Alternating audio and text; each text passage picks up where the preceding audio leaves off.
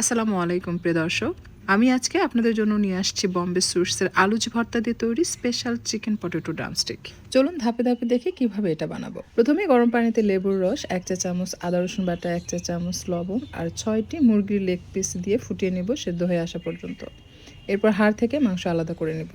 মজাদার এই স্ন্যাক্সটা তৈরি করতে আমি ইউজ করেছি বম্বে সুইটসের আলুচ ভর্তা। এটা রেডিমেড, সব কিছু রেডি করাই থাকে।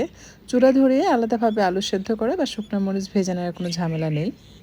শুকনো আলুর গুঁড়ার মধ্যে পানি মিশিয়ে নিলেই ভর্তা রেডি। আর প্যাকেটে থাকা ভাজা পেঁয়াজ, লবণ, ভাজা শুকনো মরিচ সব কিছু হাতের মধ্যে নিয়ে ক্রাশ করে প্যাকেটে থাকা সম্পূর্ণ তেল দিয়ে তাতে যোগ করলাম মুরগির মাংস। মুরগির মাংসের টেস্ট একদম পারফেক্ট করার জন্য এই পর্যায়ে অ্যাড করছি কাঁচা পেঁয়াজ কুচি, ধনিয়ার পাতা কুচি এবং কাঁচামরিচ কুচি। আর সেই সাথে দিয়ে দিচ্ছি 1 চা চামচ গরম মশলার গুঁড়া, 1/2 চা চামচ ভাজা জিরার গুঁড়া, 1/2 চা চামচ মরিচের গুঁড়া, 1/4 চা চামচ ধনিয়ার গুঁড়া, 1 টেবিল চামচ সয়া সস, লেবুর রস আর দিয়ে দিচ্ছি টমেটো সস। আর সবশেষে ব্রেড ক্রাম্বস দিয়ে হাত দিয়ে খুব ভালোভাবে এটাকে মিক্স করে নিতে হবে।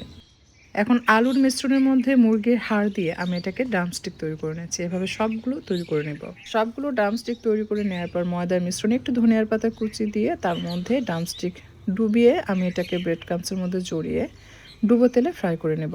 মাঝারি তাপে এটা সোনালি গোল্ডেন হয়ে আসা পর্যন্ত ভেজে নিতে হবে। এভাবেই খুব সহজেই তৈরি হয়ে গেল মজাদার চিকেন পটেটো ড্রামস্টিক।